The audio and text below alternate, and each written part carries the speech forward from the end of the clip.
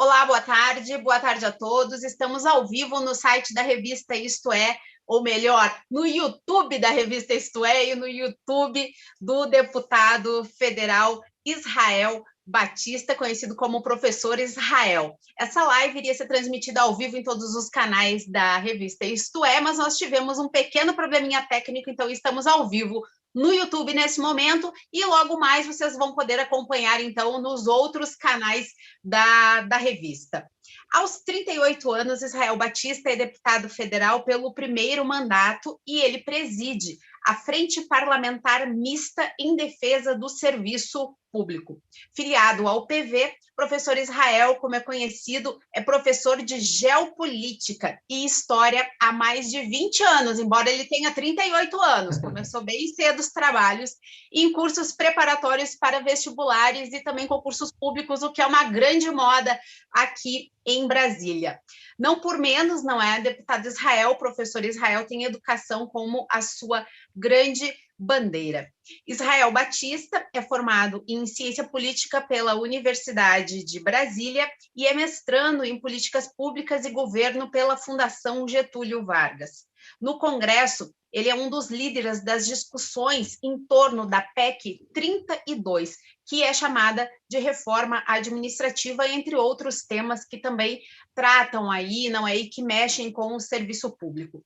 Vamos, então, conversar com o deputado Israel Batista. Boa tarde, deputado. Seja muito bem-vindo a essa live da revista Isto É. Muito obrigada pela sua presença aqui conosco nessa tarde de sexta-feira, que estava aí rolando votação, não é, deputado? Seja muito bem-vindo. Obrigada.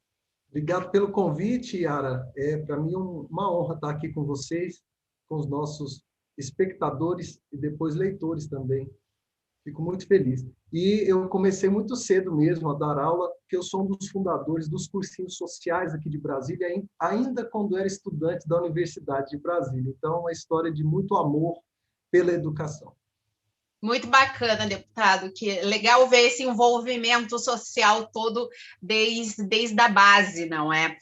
Deputado, queria conversar já, puxando a nossa conversa, sobre a PEC que estava sendo discutida agora há pouco no plenário da Câmara, a famosa PEC 3, aquela que blinda os parlamentares.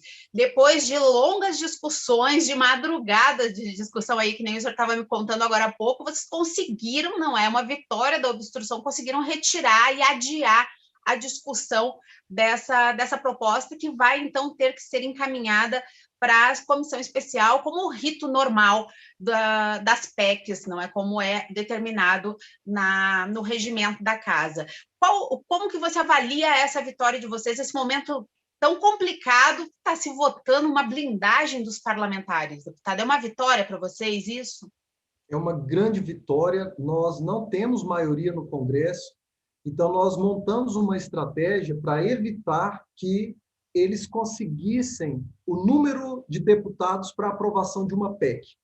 E passou raspando, eu devo admitir, assim, eles não conseguiram formar a maioria de 308 votos de deputados. A gente fez um trabalho de formiguinha para retirar esse alcance, e a gente conseguiu. Ontem a gente foi até muito tarde da noite, já de madrugada. Anteontem também foram muitos debates. Nós conseguimos alterar a proposta do texto, que estava excessivo, estava um texto exagerado, inaceitável.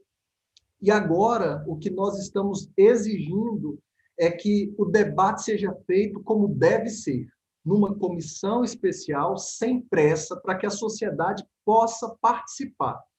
Então, eu concordo que seja necessário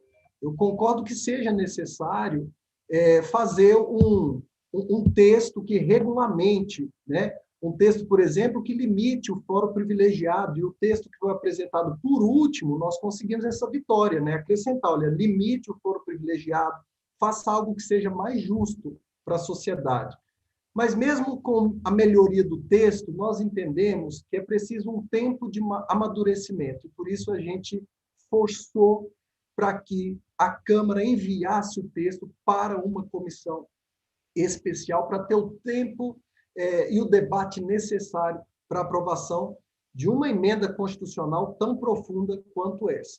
Então, ficou feio, não é, deputado, para a Câmara, para os parlamentares como um todo, e eu fico imaginando como que vocês, deputados, explicam para os seus eleitores, até porque tem eleição no próximo ano, vocês votarem a toque de caixa uma PEC alguns dias depois de um colega de vocês ter sido preso por fazer ameaças a ministros do Supremo Tribunal Federal. Então, realmente se tornou um corporativismo muito grande, uma tem proteção cabimento.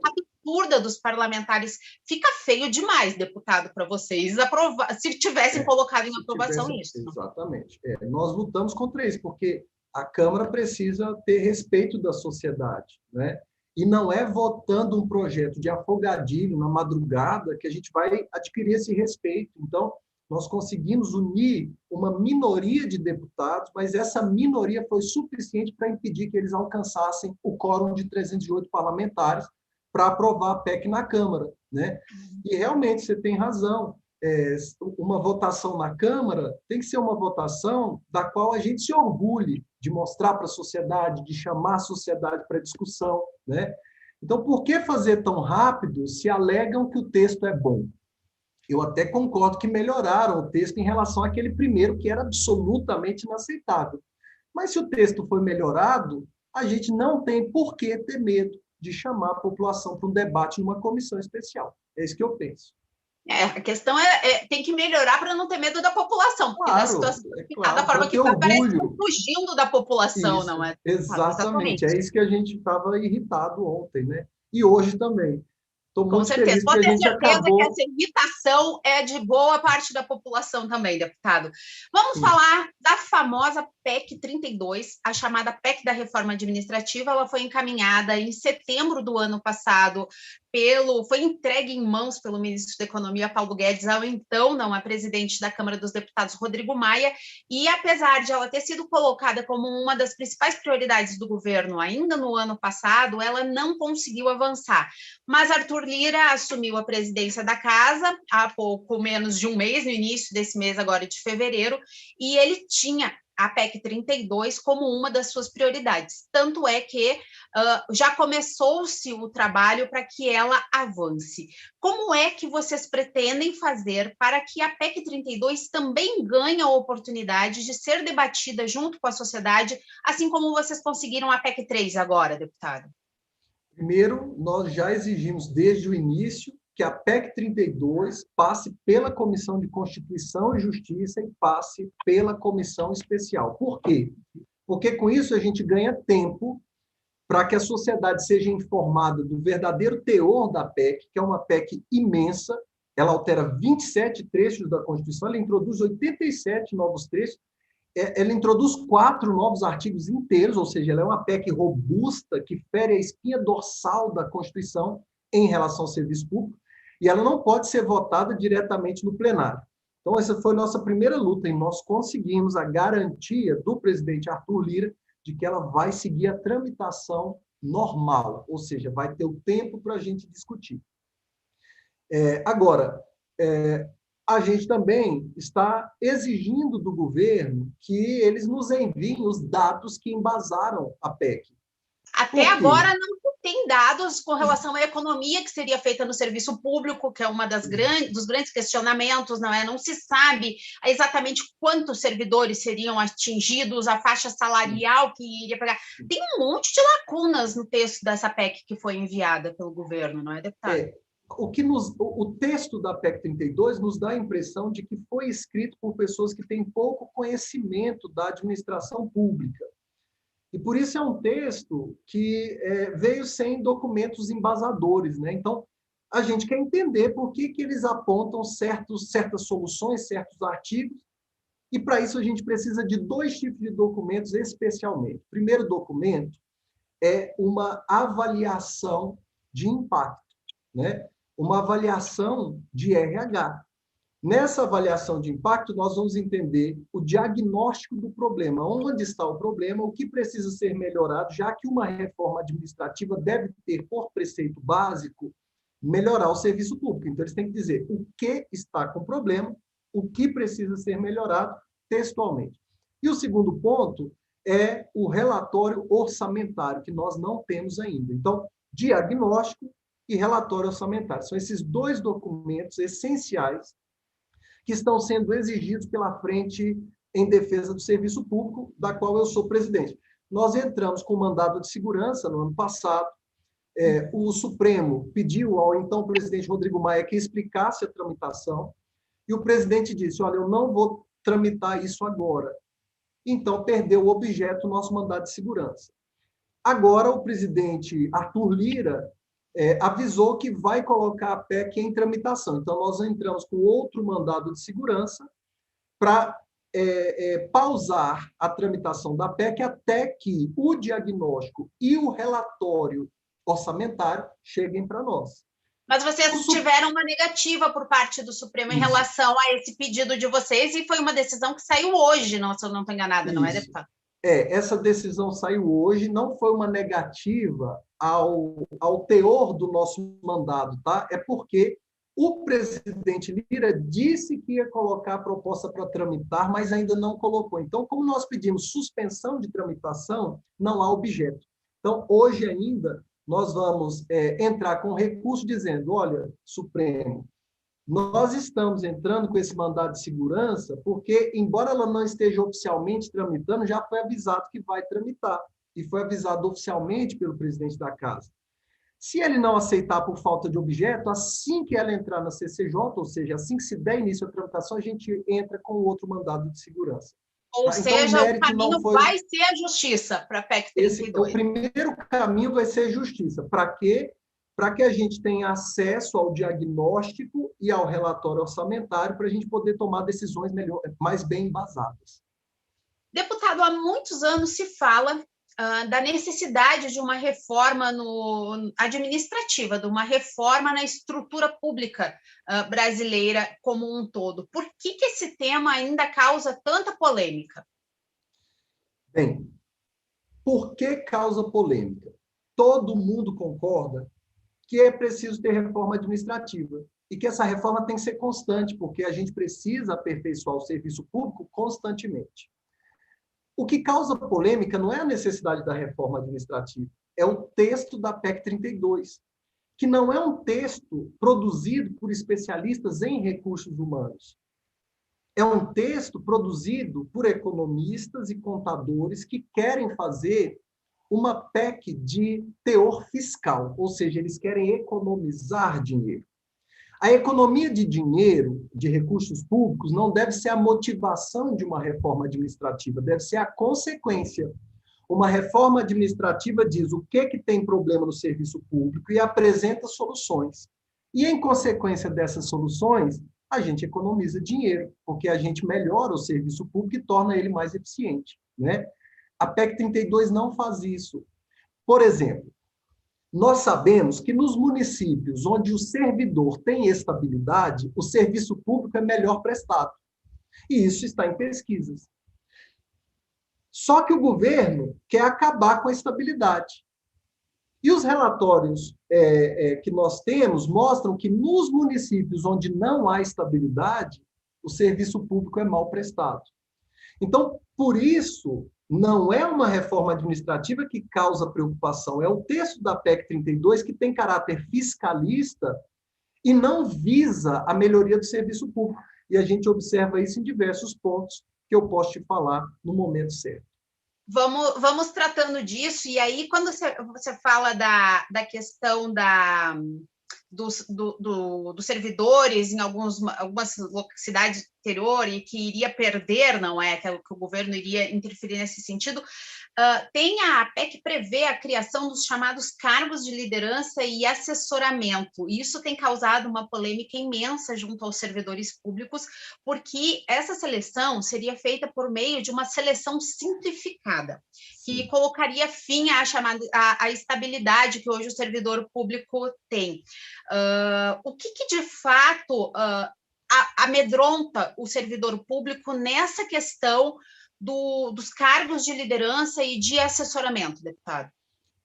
Olha, o cargo de liderança e assessoramento é o antigo cargo de livre provimento, livre indicação. Hoje, só no governo federal, no Poder Executivo... confiança, que todo mundo está... É o cargo de confiança, exatamente. Hoje, no governo federal, são cerca de 90 mil cargos de confiança. Uma parte desses cargos, atualmente, obrigatoriamente, deve ser ocupada por servidores concursados, que ganham uma função de confiança. Eles já são E é o concursados. FG, ele ganha um acréscimo no salário, não ganha é? um acréscimo e ganha mais responsabilidades também. É isso, né? Então, uma parte desses 90 mil cargos, e de cargos em prefeituras, estados, etc., é reservada àquele servidor que tem um vínculo concreto com o Estado, ou seja, um servidor de carreira, né?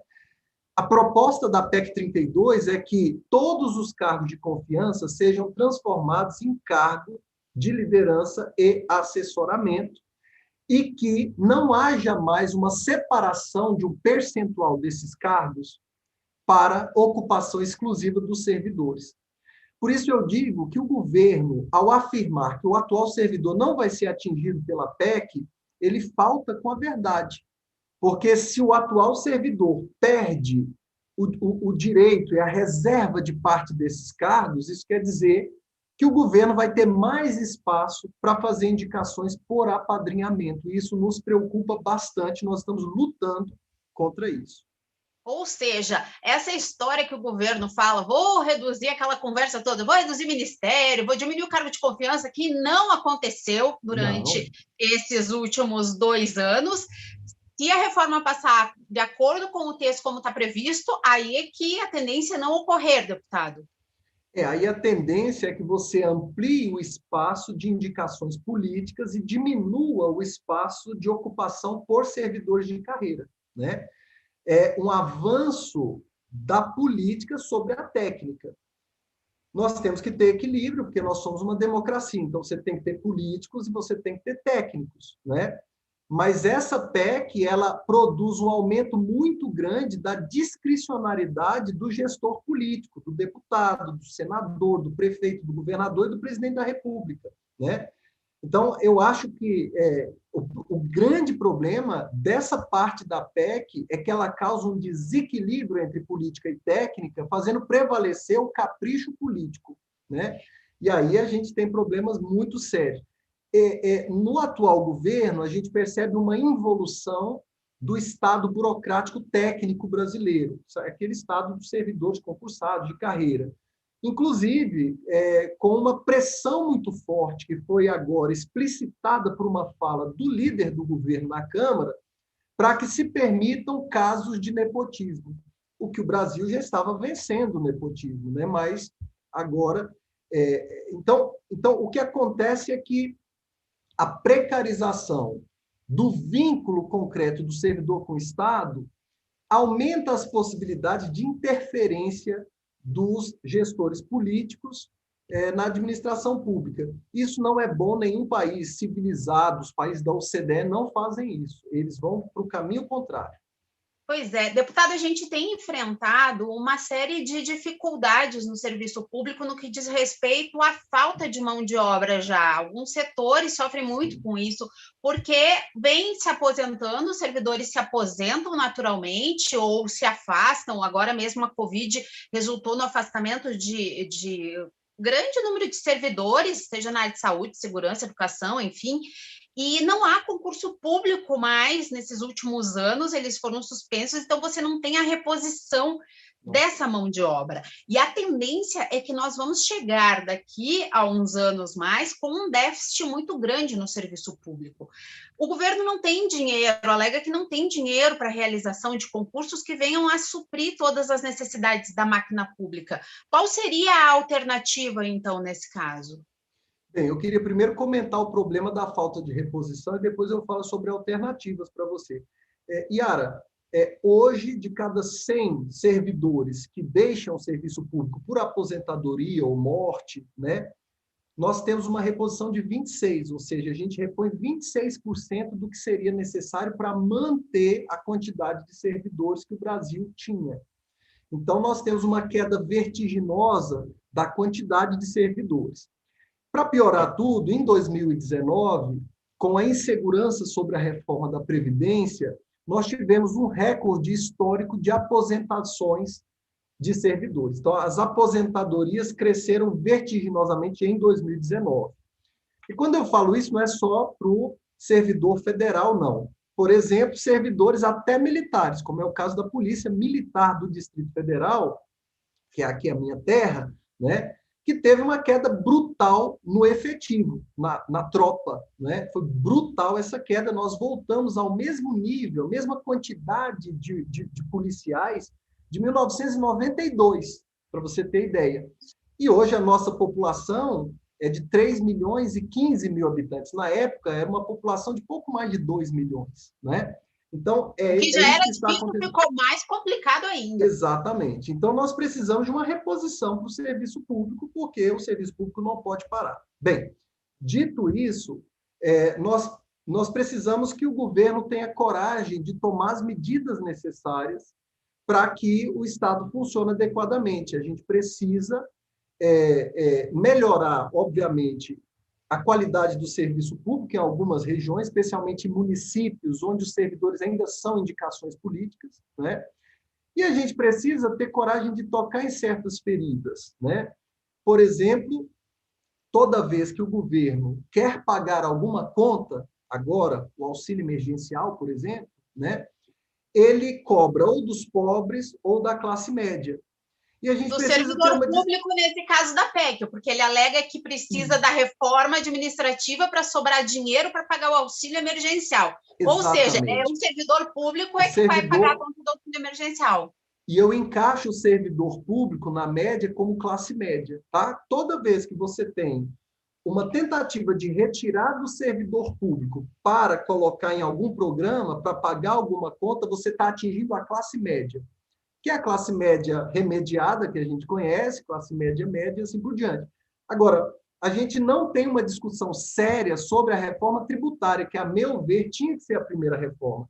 Essa é a solução, e o governo não tem tido coragem para fazer certos enfrentamentos. Por exemplo, se hoje a gente aumentasse a alíquota de imposto de renda só para os brasileiros que ganham mais de 160 mil reais, o que corresponde, Yara, a 0,2% da população brasileira. Então, se a gente aumentasse de 6% para 9% o imposto de renda, só desse 0,2% que ganha mais de 160 mil reais, nós teríamos uma arrecadação de 160 bilhões por ano. Sem dizer que poderia se taxar lucros e dividendos que não são taxados e que o governo evita esse tipo de discussão no parlamento. A reforma administrativa surgiu para ofuscar, obscurecer o debate sobre reforma tributária. Quando a reforma tributária estava se aquecendo no Congresso e que as pessoas comuns, a população em geral, começou a falar certas coisas e a ter acesso a certas informações, pensou-se a reforma administrativa. Especialmente para tirar a atenção dos servidores públicos, que geralmente têm uma qualidade técnica para discutir uma reforma tributária, e focar a atenção deles em reforma administrativa. Por exemplo, havia o debate de que somente o Brasil e a Estônia não taxam lucros e dividendos. Isso quer dizer que Estados Unidos, Argentina, França, Alemanha, Japão, todos esses países taxam lucros e dividendos. A Argentina aprovou recentemente, no final do ano passado, a taxação de lucros e dividendos, quando essa discussão estava aí. Ela propôs, na verdade, Yara, a taxação de grandes fortunas. Exato. É um pouco mais além da taxação de lucros e dividendos. Que é outro tema que aqui também nem se toca, não é? Porque ninguém quer mexer com rico. É isso, é um medo de cobrar da elite uma participação efetiva na solução dos problemas do país. Nós vivemos, nesse momento, uma crise. Yara, quando os americanos saíram da Segunda Guerra Mundial, o governo americano verificou quais empresas tinham lucrado com a guerra e cobrou sobre esse lucro 80% de impostos. É o chamado imposto de guerra. É um imposto que chama a elite às suas responsabilidades. Todo mundo tem responsabilidade, mas não dá para a gente pagar o auxílio emergencial tirando dinheiro da escola pública e do hospital público. Não dá para pagar o auxílio emergencial tirando dinheiro do servidor público.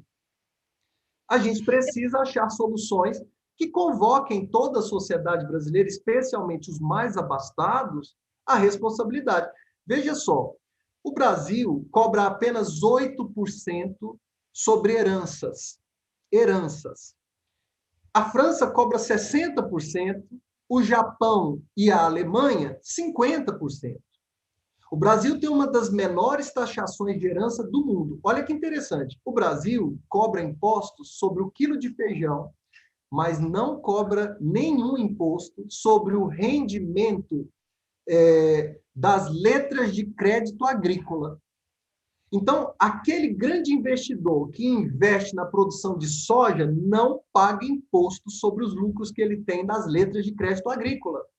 Mas o cidadão que consome o óleo de soja paga mais de 40% de imposto no óleo.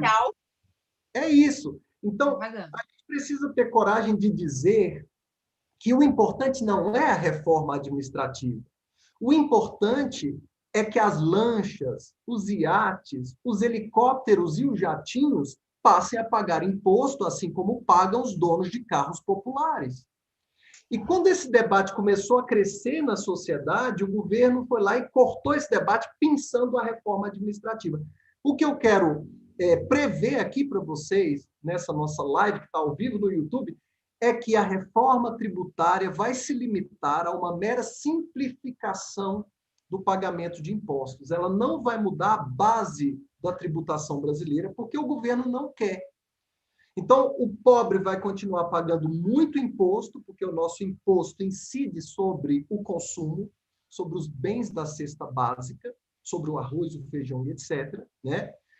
E o rico vai continuar pagando poucos impostos, porque não se taxam lucros e dividendos, não se taxam rendas por aluguéis, letras de crédito imobiliário, letra de crédito agrícola, não se taxam heranças e nem consumo de luxo, né? Então, esse é um problema muito sério. A solução está na reforma tributária, que ganha um caráter progressivo, ou seja, quanto maior a sua renda, mais você paga, né? A gente precisa corrigir a regressividade da tributação brasileira, que pune os pobres e beneficia os muito ricos. Pune pobres e classe média, tá? Grande questão, né, deputado? Essa é a grande questão. O benefício do rico em detrimento ao pobre. Eu estava estudando mais cedo, novamente, o texto da PEC 32, e algo que me chamou muito a atenção é o fato de que o texto proposto pelo governo Jair Bolsonaro, ele deixa de fora a questão dos parlamentares, deixa de fora juízes, desembargadores, ministros de tribunais, promotores, procuradores. É aqui que se encontra a maior parte dos problemas no que diz respeito a supersalários. Nós tivemos recentemente a aposentadoria do ministro do Tribunal de Contas da União, que no período em que ele estava no cargo de ministro, consta que ele tirou apenas 4 dias de férias. Só que a gente sabe que as férias deles, eles têm uns recessos aí de 60 dias. E para compensar essa saída dele, ele recebeu mais de 300 mil no mês que ele saiu. Isso só segundo os dados que o tribunal me encaminhou de férias que seriam atrasadas. Aqui, eu só fiz um exemplo no caso do TCU, mas nós sabemos que os supersalários, essa questão toda, está centrada nesses cargos, nesses poderes, e que são os que ficam de fora da reforma. Por quê? Vocês pretendem fazer alguma emenda adicional para que esse público, que é onde causa o grande escoo do dinheiro público, possa ser atingido também por essa reforma administrativa que o governo quer colocar? Sim. Nós já temos muitos deputados o suficiente para apresentarmos emenda sobre esse tema. Porque o governo diz que o servidor é um marajá, que ele ganha muito e que ele é parasita, né? E usa como exemplo aquele desembargador que, porventura, recebeu uma bolada como essa que você falou agora, do ministro do TCU, né? Ele usa isso como exemplo para dizer que é necessária uma reforma administrativa, mas na hora que ele envia o texto da PEC 32, ele não inclui os exemplos que ele usou. E por isso a gente está apontando essa contradição na PEC 32. É um texto muito ruim, porque ele diz uma coisa e faz outra. Ele diz que é para melhorar o serviço público, mas ele não faz propostas de melhoria. Por exemplo, ele desconstitucionaliza as escolas de governo, que são a formação continuada dos servidores, né?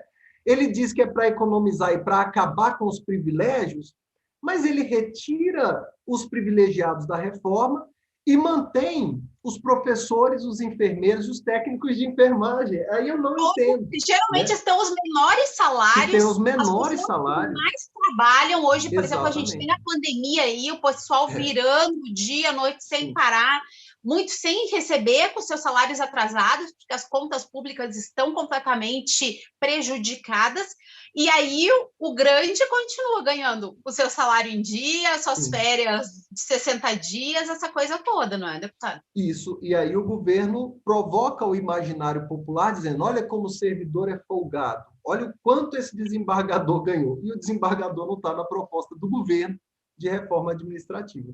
Então, é uma contradição muito séria que nós não vamos aceitar. Da mesma forma, vocês também vão pedir a inclusão de militares, deputado, porque, da mesma forma, militares também ficaram de fora da PEC 32. Nessa sessão de militarização do governo, eles são os novos queridinhos da situação e acabaram ficando de fora. Tem como prevê-los nisso? A nossa posição é contrária à PEC 32. Para nós, nem militares, nem nenhum servidor deveria ter sido incluído. A gente deveria ter feito uma proposta de emenda constitucional para acabar com os privilégios dos chefes de poder, dos membros de poder. A gente deveria ter feito a aprovação de algumas legislações importantes, como, por exemplo, a emenda constitucional número 19, que está ali no PLP 248 de 1998, que regulamentaria, que exige de nós a regulamentação da avaliação de desempenho dos servidores. O servidor não tem medo de ser avaliado, ele não aceita ser perseguido.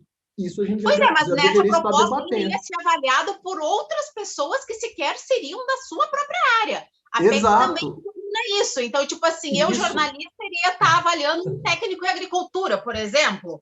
Isso, que condições isso iria ir? Como vocês vão evitar perseguições políticas nesse sentido? Nós dissemos ao governo que o texto que está sendo avaliado, que está sendo analisado sobre avaliação de desempenho, nós não aceitamos. Nós queremos escrever um novo texto, né, que faça uma avaliação que não permita subjetividade, perseguição política, e que não só o servidor seja avaliado, mas as condições de trabalho do servidor, a equipe na qual ele está inserido e, principalmente, o gestor político responsável por aquela área. É isso que a gente quer. Vai ser uma longa discussão, deputado. Vai ser uma longa discussão. Por quê? Porque não podemos colocar toda a culpa por uma má prestação de serviço público em cima do servidor. O enfermeiro que não consegue atender adequadamente porque não tem seringas nem luvas, ele não pode ser punido numa métrica injusta, né? Outra coisa que a gente tinha que ter votado, Yara, que não precisava dessa PEC, o fim dos penduricalhos. O PL 6726 de 2016, que está sob relatoria do deputado Rubens Bueno, já está pronto, já tem um parecer pela aprovação.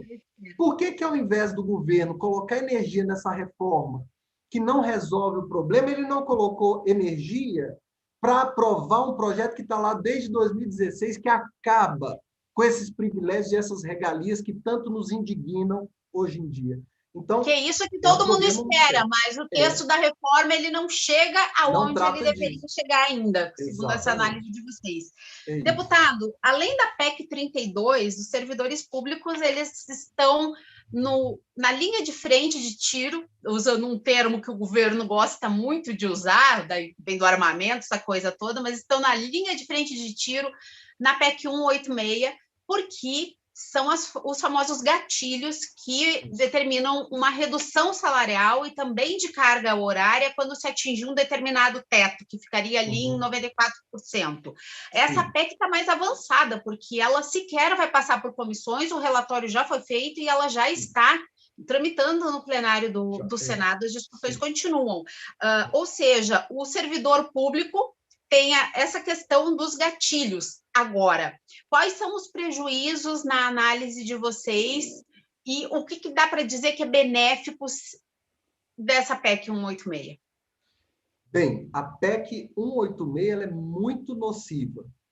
o relatório apresentado pelo senador Márcio Bittar conseguiu piorar ainda mais a PEC 186.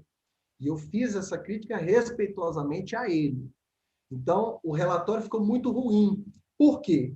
Porque ele pretende acionar um gatilho que corta em 25% a jornada de trabalho dos servidores e o salário dos servidores, caso se atinja esse teto que você falou. E ele ainda incluiu como forma de pagamento para o auxílio emergencial a desvinculação dos recursos de educação e saúde. E eu faço uma pequena, rapidazinha colocação, porque ele pegou um substitutivo, já que ele recua dessa situação. O que já agora, era calamitoso isso. Na saúde e educação, que iria ficar mais calamitoso ainda, ele recuou porque não estava tendo apoio no Senado. Então, manteve o teto ali na saúde e da educação, o que ainda não é muita vantagem, porque a gente já sofre bastante nessas duas áreas, não é, deputado? Eu ia chegar aí nesse ponto que você disse. Então, nessa semana, nós acordamos com essa novidade, todos ficamos assustados, e o que nós fizemos? Nós juntamos as frentes que eram afetadas. Então, eu, como presidente da Frente em Defesa do Serviço Público, chamei a frente de educação, a frente de saúde, a frente da primeira infância, e nós fizemos uma ação conjunta de mobilização de senadores para informar ao senador Márcio Bittar que ele não teria maioria necessária para aprovar a PEC 186 do jeito que ele propôs. Então, ele essa desindexação que era proposta. Essa desvinculação, exatamente.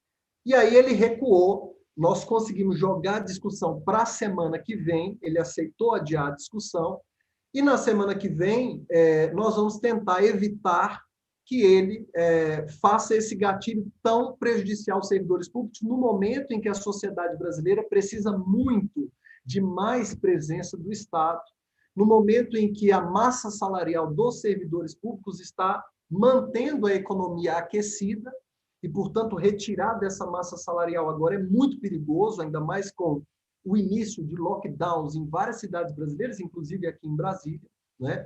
Então, você não pode tirar recursos de circulação do mercado dessa forma, porque você desorganiza toda a economia. Semana que vem vai ter esse debate, nós vamos conversar com o senador Márcio Bittar e vamos tentar achar outra solução. Agora, o que ficou muito desenhado essa semana é que talvez o Senado simplesmente vote o auxílio emergencial e desvincule o auxílio emergencial de qualquer contrapartida exigida pelo governo. Lembrando então, que para frente... esse dinheiro, deputado, já que o governo diz que não tem dinheiro para pagar o auxílio. Desde o ano passado, foi renda cidadã, aí vinha o auxílio emergencial sem nome. Eu sei nem nome o governo não conseguiu definir ainda de um auxílio que não sabe de onde é que vai tirar o dinheiro. De onde é que sai, afinal? Essa aprovação do auxílio vai exigir que o governo, num primeiro momento, tome os chamados empréstimos, busque crédito, né? E aí nós teríamos o tempo necessário para pressionar o governo para que ele tome medidas típicas de emergências, né? Que é cobrar da parte mais abastada da população que entre em campo para sustentar tudo isso. Nós não podemos tirar nem do pobre nem da classe média. A nossa ideia é essa, mostrar para o governo que está tudo embarreirado, ele não vai conseguir tirar recursos dos programas sociais, do programa de educação, saúde, nem do servidor público, e, portanto, ele vai ter que arrumar uma solução que nós já apontamos para o governo e ele não teve coragem de tomar até agora. Vamos ver onde é que essa discussão toda vai parar, não é, deputado? Eu vou mudar um pouquinho o tema para a gente falar sobre vacinas, tá? Porque o Senado votou agora nessa semana e agora vai para vocês aí na Câmara essa autorização para que estados e municípios possam comprar as vacinas diretamente, sem depender do governo federal, onde há um grande desequilíbrio, uma falta de logística, embora o ministro da Saúde seja um especialista nisso, mas está faltando um entendimento ali. Não demorou demais para o Congresso tomar uma atitude em relação a isso, deputado? Mais de 251 mil mortes e recém o Congresso ainda nem tomou por completo essa decisão? Bem, o Congresso ele teve um momento agora no final de ano que foi de paralisação, que é natural do fim de ano, e para a troca de presidência da Câmara e do Senado. Agora, é muito importante lembrar que as medidas mais importantes tomadas no início da pandemia foram decididas pelo Congresso sem apoio do governo. O governo não fez uma mobilização das bases, né? Então, uma característica que está muito marcante no atual governo é a falta de iniciativa legislativa. É a primeira vez desde a redemocratização que o Poder Legislativo apresenta mais propostas legislativas do que o Poder Executivo. A tradição no Brasil era que o Poder Executivo fosse responsável por 80% de todas as leis aprovadas no Congresso. Agora inverteu-se, 70% de tudo que é aprovado no Brasil tem iniciativa do Congresso Nacional e não do Poder Executivo. Então, quando você fala de auxílio emergencial, quando você fala de autorização para que a merenda escolar fosse distribuída para as famílias, ou em merenda ou em dinheiro, quando você fala em suspensão de parcelas do Minha Casa Minha Vida, do FIES, tudo isso foram leis nossas. Financiamentos, né? Financiamentos, todas, suspensão durante... de pagamento de aluguéis durante o auge da pandemia, quando estava tudo em lockdown. De não poder expulsar as pessoas das casas por atraso nos aluguéis, que também Exatamente. ocorreu. Nada disso, Yara, foi de autoria do Executivo. Tudo isso nasceu no Congresso Nacional. Então, eu entendo que, atualmente, o Congresso esteja um pouco mais lento, mesmo porque nós temos aí um presidente da Câmara e um presidente do Senado mais alinhados ao Palácio do Planalto, e o Palácio do Planalto tem um posicionamento sempre recalcitrante, tímido, frente à pandemia. Por quê? Porque se o governo agir proativamente no combate à pandemia, você tem uma contradição com a narrativa negacionista do governo.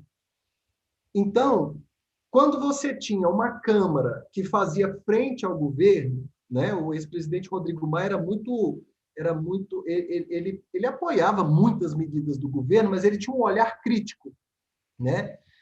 Aí você tinha um Congresso mais proativo em fazer o que o governo não estava fazendo, né? Mas atualmente a gente está vivendo sim esse dilema, né? O Congresso mais alinhado ao governo fica menos proativo em relação à pandemia, e essa menor proatividade prejudica a sociedade, porque você não tem nem o poder legislativo, nem o poder executivo tratando do assunto. E quem sofre com isso tudo acaba sendo a população. Na sua análise, você acha que o ministro da Saúde, Eduardo Pazuello, e o presidente da República, Jair Bolsonaro, estão agindo de forma genocida no combate à pandemia, como acaba sendo alvo de críticas, e o presidente ouviu essas palavras no dia que ele esteve no Congresso, no plenário do Congresso, no dia da posse, não é, da sessão de posse, e ele ouviu essas palavras de manifestantes. O senhor concorda com isso? É muito duro para mim admitir isso, porque eu tenho um respeito enorme pela presidência da República como instituição. Ela é uma instituição muito importante, ela precisa ser respeitada, né? Mas eu concordo. Ao não reconhecer a gravidade da situação, o governo contribui para que os índices piorem no Brasil. E o Brasil é responsável hoje por mais de 10% das mortes por Covid no mundo, embora a gente tenha apenas 2,7% da população mundial. Então, há um desequilíbrio aí, né? Então, quando no dia em que morre 250 mil brasileiros, o presidente faz uma fala contra o uso de máscaras. E aponta uma pesquisa feita na Alemanha, que depois percebe-se que não era uma pesquisa, era só uma enquete. Eu até ia entrar nessa questão exatamente aí na próxima, falando como barrar esse tipo de atitude negacionista, não é, deputado? Exatamente. Nós ficamos todos tão passíveis disso tudo.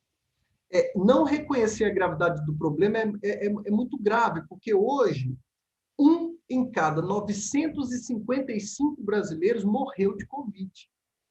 Hoje, nós temos um patamar de mortes por síndrome respiratória 20 vezes maior do que em 2019.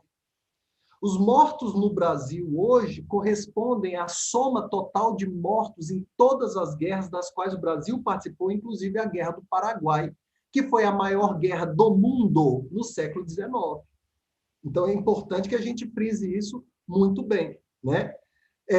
A gente tem uma campanha anti-vacinação que tem contribuição do presidente que diz que não vai se vacinar. Um presidente que faz a população confundir o que é seguro e o que é inofensivo. A vacina é segura. Claro que ela não é inofensiva. Muita gente tem febre, muita gente tem dor no local da vacinação e ele assim faz como as outras pessoas confundirem. vacinas que todo mundo tomou durante a vida inteira. Exatamente. Ele gera uma confusão entre o risco e o que é arriscado. A vacina tem risco. É um risco menor do que você sofrer um efeito colateral tomando ibuprofeno, que com certeza você tem em casa, né? Então, é um risco, mas não é arriscado, porque o risco é muito diminuto frente à vantagem que você tem. Hoje, os brasileiros que negam a vacina deveriam entender que o risco de você sofrer uma consequência grave por causa da vacina é 10 vezes menor do que o risco que você tem de bater o carro a caminho da padaria. Ninguém deixa de usar o carro para sair. Compreende? Então, é muito perigosa essa narrativa do governo, a narrativa negacionista, e eu acredito que futuramente pode ser que o presidente venha a ser processado internacionalmente numa corte penal internacional por genocídio, dadas as palavras que ele tem usado e dada a influência que ele tem sobre parte da população que considera a presidência da República uma autoridade que deve ser seguida. Então, quando o presidente fala alguma coisa, aquela fala tem um peso enorme no comportamento da sociedade. E nós vimos o primeiro-ministro Netanyahu, de Israel, participando de um vídeo, ele que é um político de direita, né? Participando de um vídeo de conscientização sobre a importância da vacina, que mostra que esse negacionismo ele é muito particular do Brasil e que foi muito particular nos Estados Unidos de Donald Trump. As cidades que tiveram maior quantidade de eleitores do atual presidente da República, hoje, isso é estatístico, apresentam os piores índices de contaminação pela Covid e de quantidade de mortes. Ou seja, será que a influência política do presidente não está levando as pessoas a um comportamento não recomendável? Isso vai ser certamente investigado nas cortes penais internacionais. Esse comportamento, ele chega a ponto de causar uma ameaça à democracia, na sua análise? Na minha análise, o comportamento geral do presidente Bolsonaro traz séria ameaça à democracia brasileira. Não só pelo que ele fala em relação à vacina, em relação à Covid-19, mas especialmente pelo que ele fala em relação às nossas instituições. Quando o presidente alega que houve uma fraude na eleição de 2018, que inclusive o elegeu presidente da República, e não apresenta provas, ele está desacreditando as regras do jogo democrático no Brasil. E os efeitos podem ser muito graves. Pode ser que na eleição de 2022, caso ele venha perder, ele alegue fraude e muitos brasileiros não aceitem o resultado da eleição. Os Estados Unidos nos deram um script antecipado do que pode acontecer no Brasil. Fato é que 38% dos norte-americanos acreditam que Joe Biden seja um presidente ilegítimo. Isso é muito grave porque a médio prazo, ou seja, 10 ou 15 anos, pode levar o país a uma guerra civil, né? Então, é muito grave. Nós precisamos de autoridades que aceitem as regras do jogo que elas estão jogando. O presidente age como dono da bola. Se ele ganhar a eleição, está tudo certo. Se ele perder, foi fraude, né? Parece aquele menino mal educado que não sabe brincar no parquinho, não é? Exatamente. Roubou a bola, não fiz gol, estou indo embora. Exatamente. Se você faz um gol em mim e a bola é minha, eu tiro a bola do campo, né? É isso que acontece. O presidente Jair Bolsonaro, ao não respeitar as instituições nem as regras do jogo, hoje, a meu ver, é uma ameaça ao regime democrático brasileiro. Certeza. Deputado, estamos quase chegando ao fim dessa nossa live. Então, lembrar para os nossos leitores, o pessoal que está nos acompanhando, que essa live está ao vivo no canal da Isto É no YouTube e também pelo canal do deputado Israel Batista, e que logo mais na sequência vai estar disponível em todos os demais canais da revista Isto É, que por um probleminha técnico hoje nós não conseguimos transmitir ao vivo pelo Twitter, pelo Instagram e também pelo Facebook. Para a gente finalizar, deputado, eu queria falar sobre o orçamento desse ano, que por uma questão política ainda não foi votado, que deveria ter ocorrido no ano passado. Mas toda uma negociação feita por parte do Centrão atrasou a formação da comissão mista e agora eles conseguiram manter o poder da forma como eles queriam dentro dessa comissão e nós ainda não temos, quase aí batendo no mês de março, praticamente batendo, o orçamento votado. O que isso tudo causa de problemas para a estrutura social dos serviços públicos brasileiros, nós não termos ainda orçamento desse ano aprovado pelo Congresso Nacional? É muito preocupante, porque nós não temos capacidade de planejamento, nós não sabemos o que a gente pode investir, o que a gente pode ampliar de serviços, ainda mais no momento de pandemia. Sem orçamento, a gente não tem um mapa, nem uma bússola de como os gastos públicos vão ocorrer. E a gente também não consegue identificar qual é a estratégia de gastos públicos para um ano tão complexo quanto o que nós estamos vivendo. Então, é muito ruim esse atraso na votação do orçamento, que começou por uma questão de excesso de pauta no Congresso, muita coisa emergencial, que o ano passado a gente sabe que realmente foi assim, né? Mas passou para o ano de 2021 como um tempo necessário para que o Centrão acomodasse os seus interesses e fizesse cobranças ao Poder Executivo por conta do apoio que está sendo dado no Congresso. Claro que essa posição se fortaleceu muito com a vitória dos candidatos à presidência da Câmara e do Senado apoiados pelo Palácio do Planalto. Então, eu acredito que esse tempo esteja sendo um tempo de acomodações de interesses e, desculpe o termo é um termo talvez chulo, né? Mas um momento de acerto de contas, pagamento de faturas. E só que quem acaba pagando a fatura é sempre a população, não é, deputado? É o dinheiro dos nossos impostos usado politicamente. É muito complicado isso, não é? Bem, estamos então chegando ao final desta live com o deputado federal Israel Batista, professor Israel, porque eu acho que se eu falar Israel Batista no Congresso, chegar lá, quero falar com Israel Batista, vou dizer, quem? Professor Israel, do PV do Distrito Federal, que é presidente da Frente Parlamentar Mista de Defesa do Serviço Público. A nossa live foi basicamente no tema focado da reforma administrativa, a PEC 32, mas falamos da PEC 3, da superproteção aos parlamentares, da PEC 168, vacinação, um tema bastante amplo. Lembrando a vocês que estamos ao vivo agora no YouTube, mas que todo o material vai estar disponível logo mais nas nossas redes sociais.